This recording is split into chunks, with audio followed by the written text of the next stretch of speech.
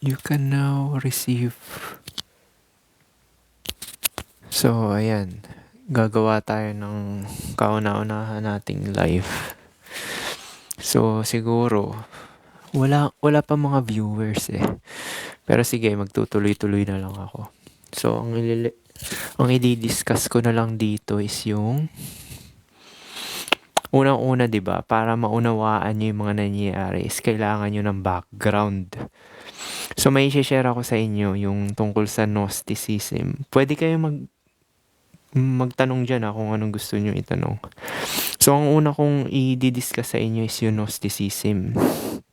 So, dito kasi sa Gnosticism, may isang source talaga, may isang God. Ibig sabihin yung hindi nakikita. Tapos, nag-self-create siya. Nagkaroon ng parang isa pang lesser God. Tinatawag nila to demiurge rather than the true or supreme God. So, ito lang yung brief aspect niyang sa Gnosticism. Sinasabi nila yung material world is illusion. So, ito, Gnostics consider physical reality to be inherently evil. Kasi nga, 'di ba, sa physical existence is lahat ng nabubuhay kailangan ng another source of life. So, para ka mabuhay, may iba kang kinukuhanan ng source of life. Which is sa animals, vegetables, sa mga prutas, 'di ba? Ganon din yung ibang life force.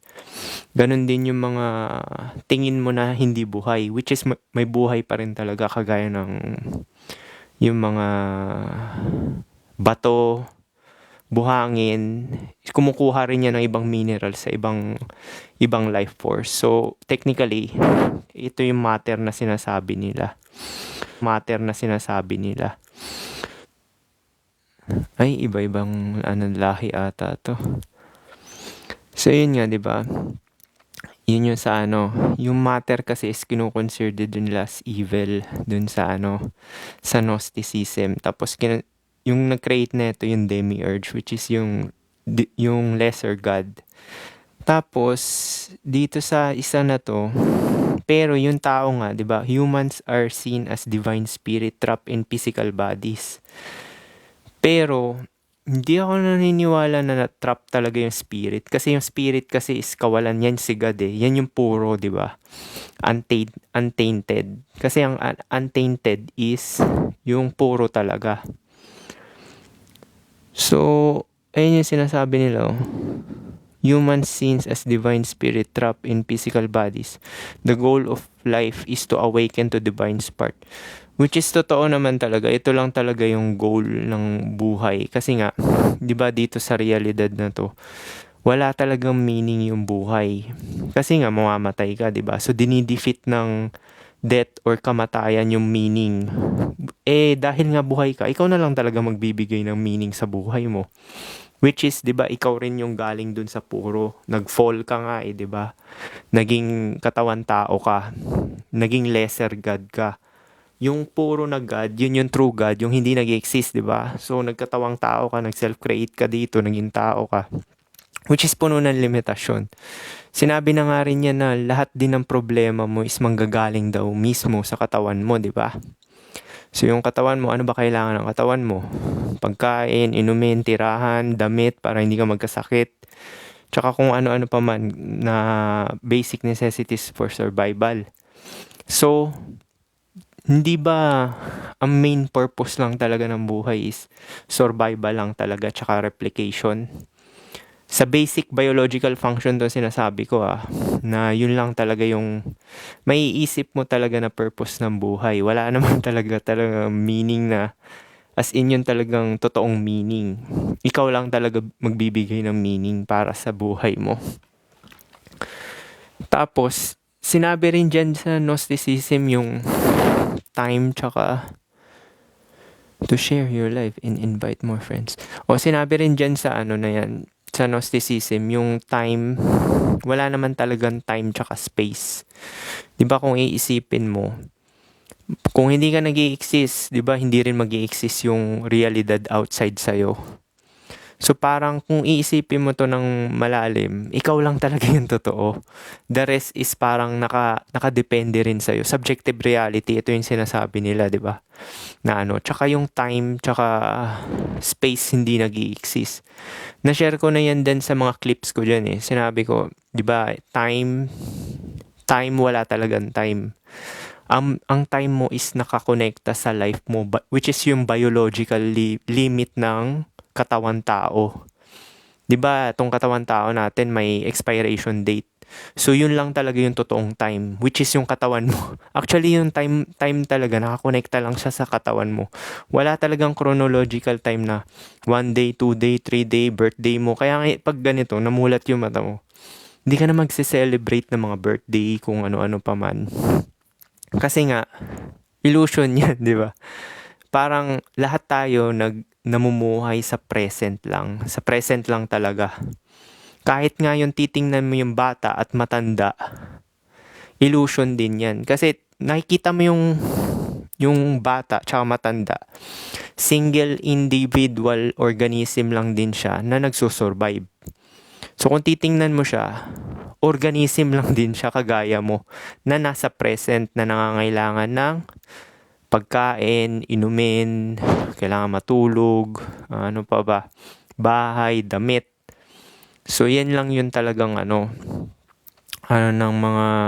single individual. So 'di ba kung time tsaka space, sinasabi nila illusion yan kasi nga hanggat tong katawan mo is in contact sa hangin, lupa tsaka tubig, wala talagang space. 'Di ba kanina nabanggit ko na yung time. Wala talagang time. Mutation lang ng katawan, which is biological limit ng katawan. So, ang time talaga is yung katawan mo mismo, yung tumatanda, nag-mutate, hanggang ma-reach yung biological limit mo.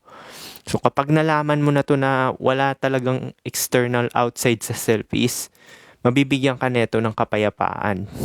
So, una ko lang tong information about sa Gnosticism. Kasi sa Gnosticism, 'di ba, sinasabi nila evil yung matter. Which is totoo naman talaga kasi nga life for life to eh. So itong buhay natin is kaya tayo nabubuhay kasi yun nga, kumakain tayo ng ibang life forms. So parang stealing na nangyayari, 'di ba? So yan yung brief breakdown sa Gnosticism about sa matter tsaka yung true God na sinasabi nila. Tapos eto naman, meron ako i-share sa inyo. Actually, hindi naman talaga ako religious eh. Kinukuha ko lang yung mga importante na magpapalaya sa inyo. Para hindi kayo ma-attach sa realidad na to masyado. Kasi nga, 'di ba dito sa mundo, permanente lang tayo dito, nagmi-mutate, lahat panandalian lang. Yan kasi yung magbibigay sa'yo ng suffering. So, nabanggit ko kanina is wala talagang purpose buhay kundi mag-survive lang at mag-replicate, which is biological function yan ng single organism. Kahit yung mga cells mo ng katawan mo dito, 'di ba? Pag hindi ka kumain, mamamatay ito eh. Tong mga cells dito eh. Pag hindi ka kumain, hindi ka uminom ng tubig, mamamatay yan cells mo sa katawan. Unti-unti ka mamamatay, 'di ba? So, yun talaga yung pinaka obvious reason kung bakit ka nandito. Para mag-survive lang. 'Di ba sinasabi sa mga New Agers, sinasabi, may main purpose sa buhay. May main purpose or kung ano-ano pa mang purpose. Now, subjective kasi yung reality. Ikaw magbibigay ng purpose aside sa survival. Pero, ang sinasabi ko yung biological purpose ng katawan mo. Kasi nga sa Gnosticism, kinoconsider nila yung katawan as parang evil din eh. Kasi nga, 'di ba, life for life nga, 'di ba? Kailangan mong kumain, uminom or ano. So sa mga baguhan dito hindi niyo 'to maiintindihan. Pero yun nga, yung mga nakakaisip ng mga ganito, magigets nila 'tong sinasabi ko. Actually, hindi to negative tong sinishare ko. Hindi siya negative. Bali mapagpalaya siya kasi nga pag nalaman mo na ganito, magiging at peace ka, hindi ka na matatakot mamatay kasi nga yun yung course of nature, ganun talaga eh. Lahat magdadaan doon eh. So parang, yun nga, mas mapapalaya ka. Biglang makakaisip ka na ng parang, yung magkakaroon ka ng self-realization na, shit, parang asaglit lang pala ng buhay, no? So, anong magandang gawin sa buhay bukod sa guarantee na, kasi 'di ba sinasabi nila guarantee mo lang dito is pinanganak ka tsaka mamamatay. So kung anong gagawin mo in between, bahala ka na dun. Ikaw na magbibigay ng meaning sa buhay mo.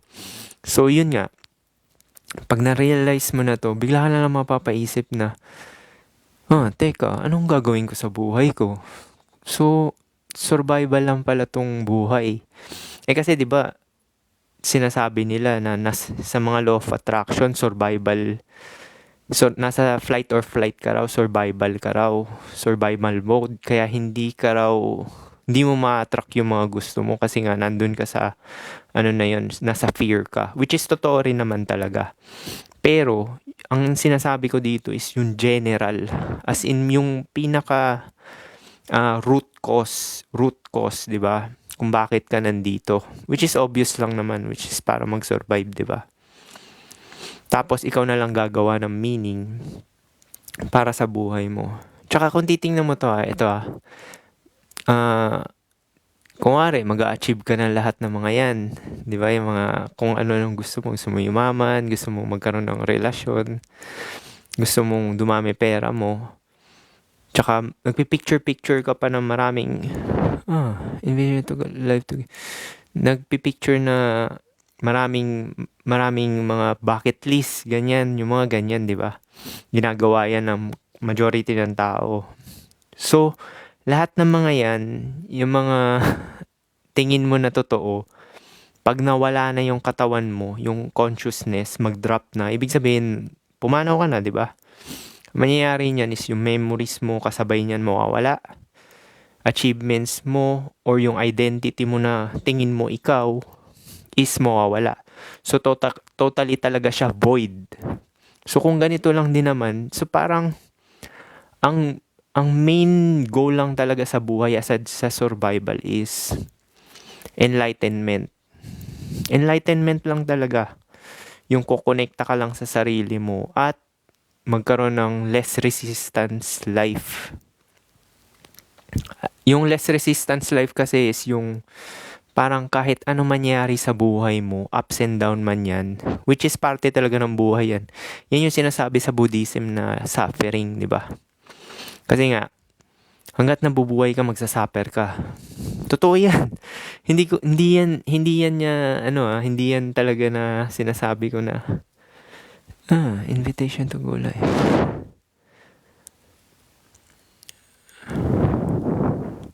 Hindi ako marunong, first time ko to eh. So yun nga, di ba sinasabi nila, di ba sa mga New Agers, sasabihin na materialism pa rin kasi talaga yung focus nila eh. Materialism. Kasi yan, okay rin naman mag-achieve ng ganyan kasi nga, para sa biological ng katawan mo. Yan yung sinasabi nila success, you made it, di ba? Kasi nga, kailangan mo talaga magparami rin talaga ng pera sa totoo lang. Para sa biological na katawan mo, yung comfort.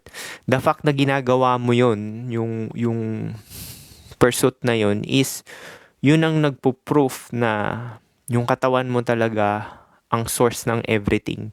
Ibig sabihin, kung ano yung ginagawa mo dito, nag-entertain ka, kasi nga nasa deficient state yung katawan, di ba?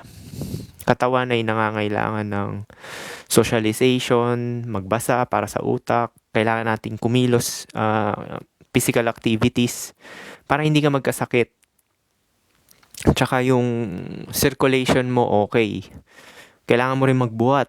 Yes, kailangan mo rin magbuhat. Kasi pag hindi ka nagbuhat, yung buto mo ninipis, tsaka yung muscle mo ninipis. So, hindi ba suffering yun, di ba? Hindi ako pessimist Yung root function lang talaga ng biological ng katawan. So, sa lahat talaga umiikot sa katawan lang talaga, tsaka sa subjective reality mo. Actually, kung titingnan mo, kung isipin mo maigi, parang yun lang talaga yung success eh. Parang magparami ka lang na talaga ng pera para masustain lang tong katawan. Pero may another success pa na parang pinakamahalaga lang, which is yung enlightenment nga. Kasi pag enlightenment, yan kasi yung ina-achieve ng mga Gnosticism, nagme-meditate sila para kumonekta sila dun sa sarili na, which is yung tinatawag kong God or tinatawag kong self. Capital S-E-L-F, self. Kumonekta ka sa sarili mo para ma-realize mo yung hinahanap mo na God is ikaw rin talaga. Which is, lahat din naman to, lahat tayo expression ni God, di ba? Di ba nga, from nothing siya, naging matter. According sa Gnosticism yun yun yung fall of man na sinasabi nila. So yun nga, di ba? Parang yun lang talaga mahalaga, yung aside sa survival iba naman yung biological function ng katawan, which is survival lang talaga siya iikot. Kesa sa ano pang sabihin ng mga new ager dyan na nasa survival mode ka, survival mode. Pero sa totoo, yung kalooban mo rin talaga, naniniwala rin ako nun, yung kalooban mo kasi magdidikta ng kung anong maa-attract mo dito sa physical. Which is kailangan mo talaga maging delusion. Mag-isip ka rin ng positive pero wag ka ma-attach kasi nga kung ano yung nagpapasaya sa'yo, yun din yung magpapalungkot sa'yo, di ba? So the best talaga is yung mapanatili mo yung self or yung nasa neutral ka lang or tinatawag nating 0 point neutrality or kapayapaan. Yun lang talaga yung another success na makukuha mo dito less resistance life. Yung nakakonekta ka sa sarili mo. Kasi pag nakakonekta ka sa sarili mo, parang kapiling mo na si God talaga. As in yung wala kang worries, wala kang nararamdaman na, alam mo na, yung parang mga nararamdaman ng mga ibang normal na tao na parang may emotion sila na up and down, roller coaster, kung ano pa man. Depression, isa pa yan, di totoo yan. Gawa-gawa lang ng utak yan, depression. Kasi hindi ka kumonekta sa sarili mo So, yan yung Gnosticism side. So, meron ako share sa inyo na pangalawa. Ito, kailangan mo to na malaman na wala talagang specific na ikaw. Ito yung tinatawag nilang no self to sa Buddhism. Hindi ako Buddhist, Catholic ako. Pilipino ako. Kinukuha ko lang yung mga nasa religious na principles yun. Principles yung kinukuha ko na magbibigay sa inyo ng insight or kamalayan para mapalayan nyo yung sarili nyo. Actually, yun yung meaning ng totoong liberation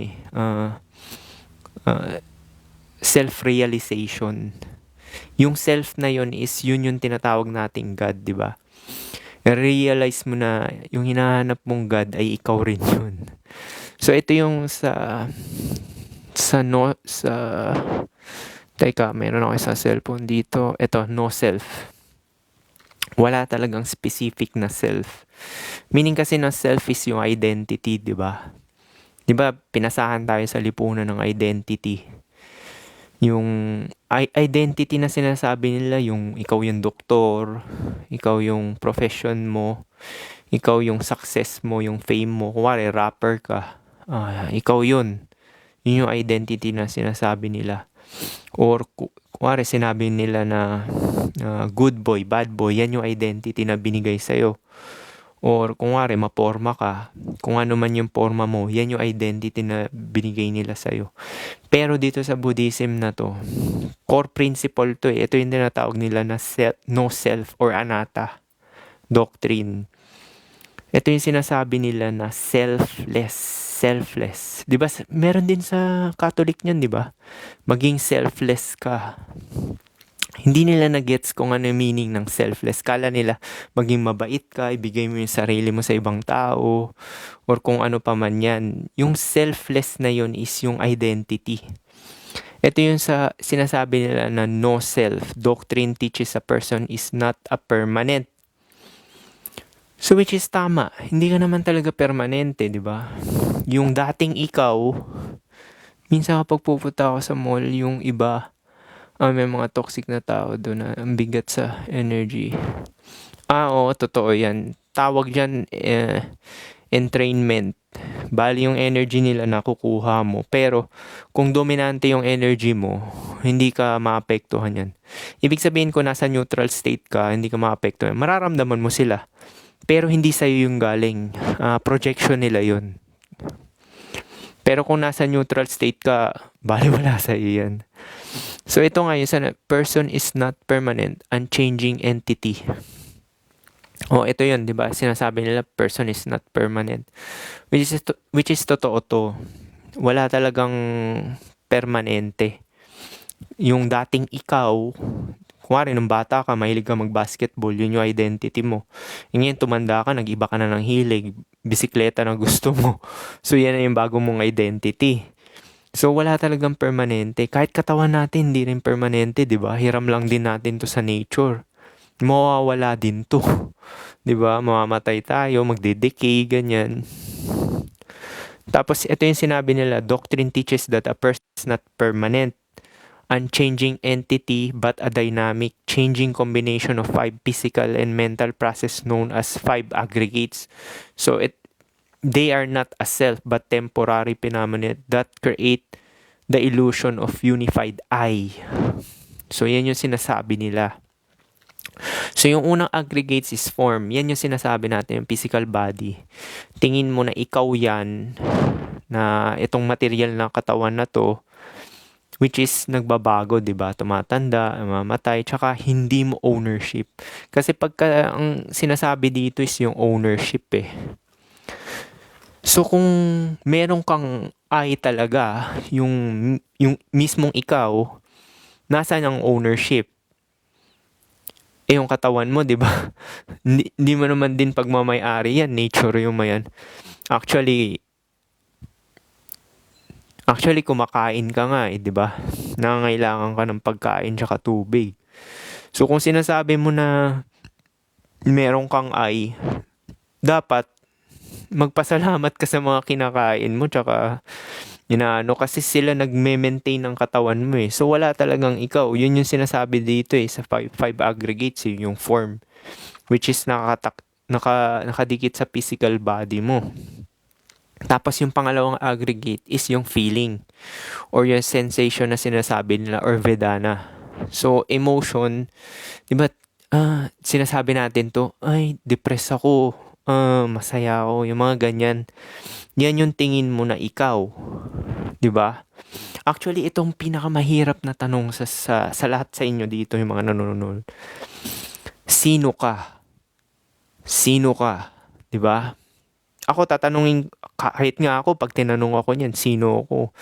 Shit, medyo mahihirapan ako niyan. Kasi, ang hirap sagutin yan. Kasi nga, sino yung I behind neto sa lahat? 'Di ba? Sino yung yun? 'Di ba? Parang wala, 'di ba? Parang ang hirap sagutin. Hindi mo naman pwede sabihin na ako to si ganito, yung profession ko, mabait ako. Characteristics lang 'yan. Saan yung I? 'Di ba? Kuwari sinabi mo mabait ako, doktor ako. Sino yung I na 'yun? O kuwari sinabi mo man yung pangalan mo, na ikaw yung pangalan. Pangalan lang yan, label lang yan. Nasaan yung I doon, di ba?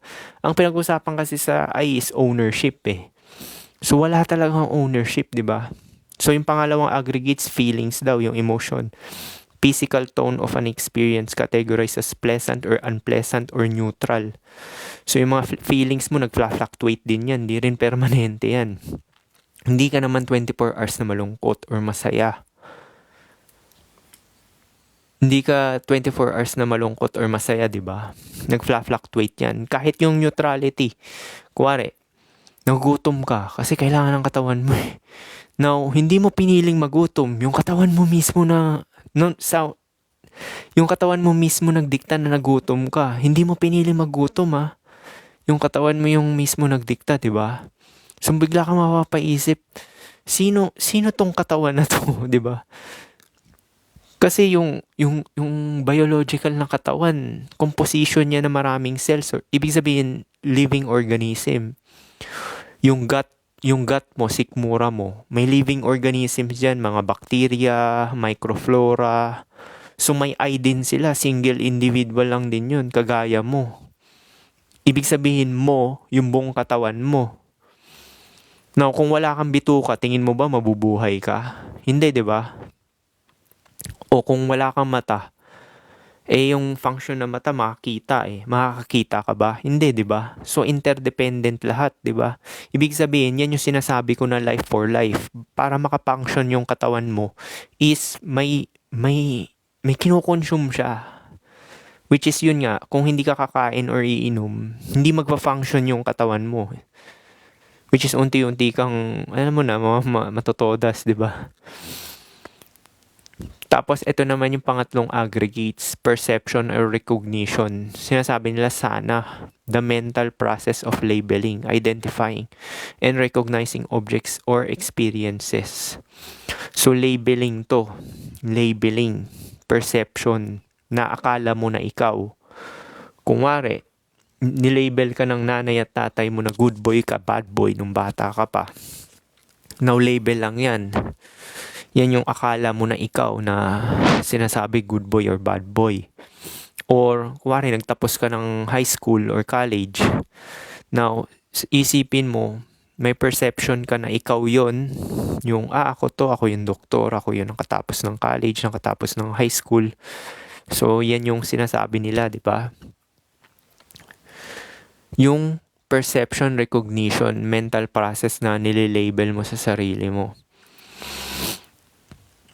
Or, kuwari, police, yan, yung mga nililabel mo sa sarili mo. Or magaling ka sumayaw, label lang din yan, di ba?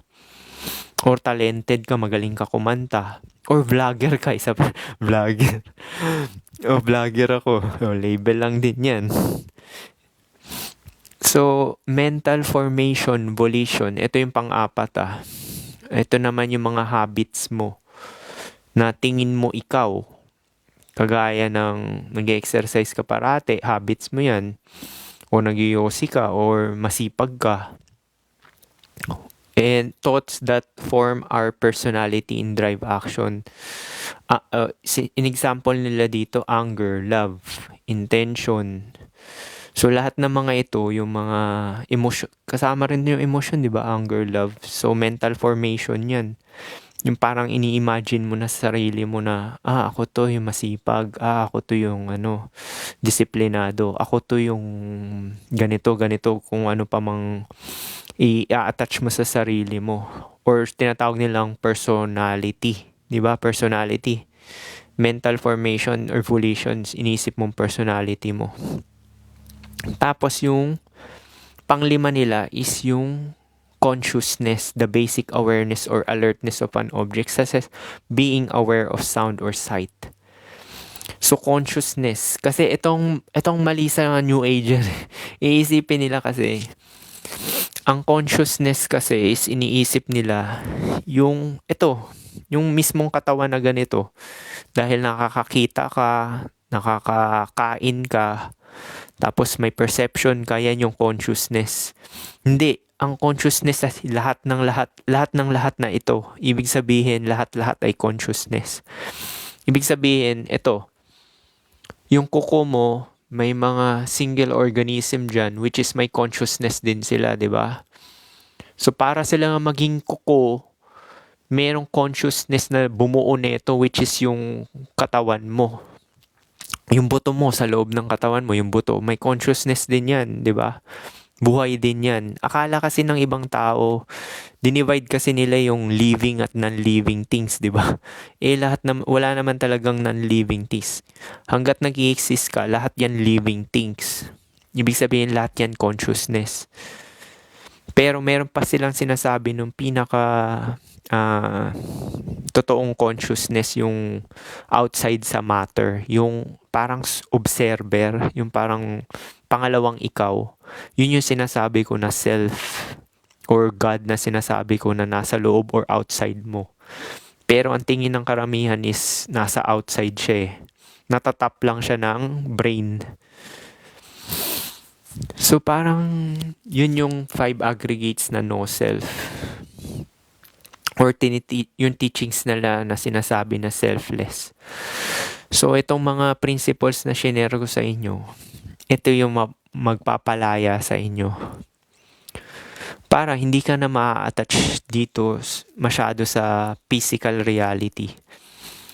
Gagawin mo na lang talaga kung ano yung gusto mong gawin habang buhay ka pa at nagsosurvive at the same time. Tsaka enjoyin mo na lang buhay mo dahil saglit lang naman tayo dito, nagdadaan lang tayo. Tsaka ang mahalaga lang talaga is yung enlightenment nga, self-realization, para hindi ka magkaroon ng suffering. Ang galing nga ng Buddhism sa totoo eh. Nabibilib ako sa kanila kasi nga, na-shoot na nila yung ganito eh. Kasi nga, di ba sinasabi, life is suffering, seek enlightenment. Kasi totoo, baliwala talaga lahat dito. Baliwala talaga lahat. Kasi nga, di ba sabi sa Buddhism, life is suffering, seek enlightenment. So kasi yung enlightenment na yun yung parang liberation, freedom. Hindi to base sa wealth ha, hindi to base dun sa katayuan mo sa buhay or status mo. Ang liberation neto is sa puso mo, sa kalooban, tsaka sa mindset. Kasi once na-liberate mo yan, na wala naman palang self, lahat dito permanente lang, lahat nagbabago, at walang meaning. Isa pa pala yun. Yun yung shocking truth talaga eh. Walang meaning ang life bukod sa survival. Pero, dahil nga buhay ka, ikaw magbibigay ng meaning. Ikaw magbibigay ng meaning sa buhay mo. So, parang ano lang talaga siya, blank canvas. Tapos, bigla ka nag-exist, ikaw na lang magpipaint.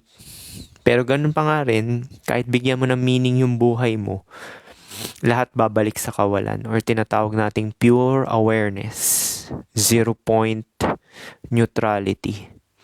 O isa pa pala yun, yung sinasabi sa mga iba dyan, ibang mga nagsishare ng ganito. Patasin mo frequency mo, yung mga ganyan. Ang frequency kasi na pinakakompleto yung neutral or 0 point. Mayroon tayong tinatawag na higher frequency thoughts, words, and actions. Ibig sabihin yan, lahat ng mga iisipin mo, sasabihin mo, tsaka kilos mo is lesser evil. Take note, hindi ko sinabi na pure na mabuti lesser evil. Kasi nga, di ba, life is suffering dahil sa limitasyon ng katawan. Ibig sabihin yung katawan natin is life for life. Para ma-maintain mo yung biological na katawan mo is kailangan mong kumain, uminom, matulog, makipag-socialize para sa brain mo naman yun. Tsaka sa socialization mo para, syempre, kailangan mo mag-socialize dahil kung hindi, wala kang pera, di ba? Kung hindi ka makikipag-usap ng tao, mag-isolate ka, saan ka kukuha ng pera, di ba? Kailangan pa rin yan. Kaya yung mga sinasabi nila dyan na na passive, wala talagang totally na passive. Kailangan mo pa rin talagang makipag-socialize sa ibang tao. Tsaka kung mag-isolate ka, ewan ko, parang mag-shrink ata utak mo niyan eh, pagka hindi ka nakipag-usap sa tao. So, yung katawan talaga ng tao, puno ng limitasyon, di ba? Biruin mo, pagkagising mo pa lang sa umaga, gusto mo nang uminom, umihi, di ba? Kung ano-ano pang gusto mong gawin pagkagising mo sa umaga. Yun pa lang, pruweba na nasa limitasyon yung katawan, di ba? Kasi kung hindi nasa limitasyon ng katawan, bakit kailangan pa natin kumain? Ba't kailangan natin makipag-usap? Pwede naman umupo na lang tayo dito. Tapos walang gagawin, di ba? Hindi na natin kailangan magtrabaho. Hindi ganun eh. Hindi ganun nagpa-function yung physical yung matter eh. Kasi tong consciousness talaga na ito, laging nasa negative. Tapos yung tinitingnan natin na positive is at best lang yon, nasa 0 point. Kaya hindi ka na maiinggit sa mga tao, sa totoo lang eh. Kaya hindi ka na maiinggit sa tao. Kunwari, successful sila, which is monetary. Yun kasi yung dito eh, yung success na sinasabi nila eh, which is money. Yung money kasi, valueless lang yan. Naka-attach lang kasi talaga yan sa survival. Kailangan mo ng pera para may makain ka tsaka matirahan. Pero kung titingnan mo sa grand scheme talaga, wala talagang value yung pera. Collective agreement lang yan na kailangan natin. Actually, paper lang talaga siya, tsaka coins kung iisipin mo. Kung bukas talaga yung mata mo, titingnan mo yung pera, teka, ang galing na itong pera na to. Papel lang siya pero napapalitan ng pagkain. Tapos itong pera na to, coins lang to nakakabili ng candy. Kung isipin mo, 'di ba? 'Di ba parang ang weird talaga. Biruin mo yung papel, makakabili ka ng bahay, yung papel makakabili ka ng yung papel valueless yan. Pwede mo nga sunugin yan kung tutuusin eh. 'Di ba? So yun yung sinasabi natin na na kaya ako shinare to hindi sa pagiging pessimist para malaman nyo yung katayuan nyo para makapag-focus ka sa sarili mo kung ano yung gusto mo ma-experience habang nabubuhay ka pa. So, babalik ka na lang sa self mo, sa sarili mo. Mapapaisip ka na, ano kaya mahalaga sa buhay? Parang mahalaga talaga sa buhay is yung less resistance life. Ibig sabihin, less worry, wala ka nang iisipin, ikakat mo na lahat ng mga toxic mo na mga tao sa paligid. Kung walang kinalaman sa self-improvement tsaka pumera, hindi mo bibigyan ng attention. Kasi dito talaga sa realidad is yung time mo, yung katawan mo di ba? Yung buhay mo is yung time mo. The fact na binibigay mo yan sa ibang tao or mga walang kwentang bagay, is inuubos mo yung oras mo sa imbis na pabalik sa katawan mo, 'di ba? Imbis pabalik sa sarili mo para magkaroon ka ng paghahanda sa pagtanda. Minsan may isip mo yun eh. Parang yun lang talaga magandang gawin eh. Paghandaan mo yung, alam mo na, katandaan mo at kamatayan. Tapos mapapaisip ka na parang, shit, ito lang pala mahalaga, 'di ba? Tsaka enjoyin mo rin yung buhay mo. Gumala ka kasi hindi mo na magagawa yan. Pagka, alam mo na, pag wala na tayo. Magsini ka. Ano bang gusto mong gawin habang nabubuhay ka, di ba? Gawin mo na. Kasi one shot lang to. Hindi mo na magagawa yan. Walang afterlife. Isa pa yan. Yung mga sinasabi sa mga simbahan na yung kingdom of God daw afterlife. Nako, hindi. Kingdom of God na nasa present, yan yung sinasabi nating enlightenment. Kung anong gusto mong gawin ngayon, gawin mo na kasi walang afterlife. Wala ring savior dahil subjective reality nga lahat iikot sa'yo. Once mawalan ka na ng kasama, yung kaibigan mo, kamag-anak mo, parents mo, kapatid mo, or kung may anak ka, anak mo, lahat kayo niyan ay single individual na nangangailangan mag-survive dahil sa biological function ng katawan. Magkakahiwa-hiwalay din kayo, di ba? Oras lang inaantay. So dahil nalaman mo na yan, magpo-focus ka na lang talaga sa sarili mo.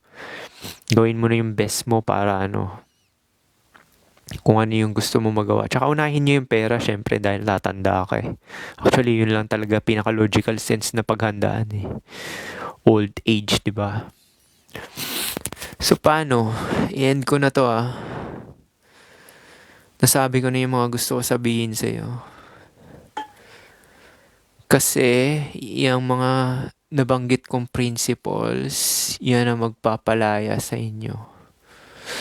So, paano? Yun lang. Peace.